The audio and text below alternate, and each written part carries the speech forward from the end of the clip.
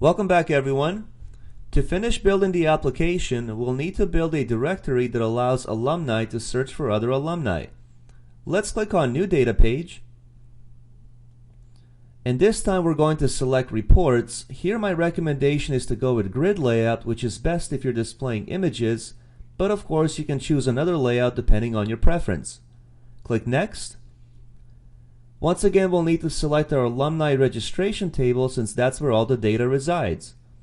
Let's call this report Alumni Directory Report.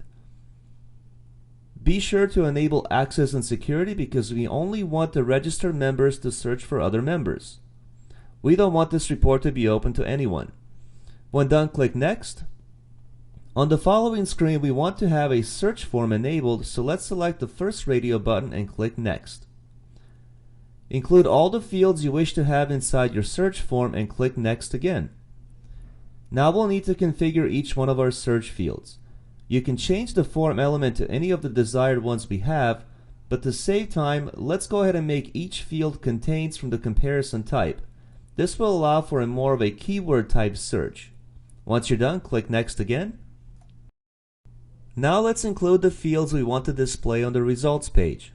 Let's have the image of the alumni appear first, then we'll show the first name, last name, and maybe city and state. The rest of the fields will show on the details page.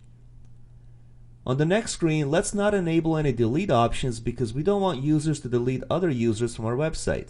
Click Next. For the image field, let's display that image and let's set the width to 300 pixels for example. Later on, you can modify the width and height depending on your preference. Let's remove the label because we don't need to see that since we already know it's an image. You can continue modifying the rest of the fields based on your needs, but for now, let's go ahead and leave them as is and click Next. Here you have a few more options you can enable on your results page. You can sort data, you can choose how many records and columns you wish to have, and you have some interactive options you can enable. For now, let's go ahead and click on Next. Finally, you'll have the option to either enable or disable the details view. Let's enable it and click Next. Now you choose what fields you'd like to display on the details view. Let's start off with the image of the alumni. First name, last name, email. Obviously, we don't want to have the password field displayed, so we'll keep that to the left. But go through the rest of the fields and when done, click on Next one last time. On the details view, we'll keep all the fields as display only because we don't want other alumni to be able to modify other alumni information. Once you're done rearranging your fields and laying out the details view, click on Finish, and at this time, you can preview the report, or if you're ready, you can deploy it to your website.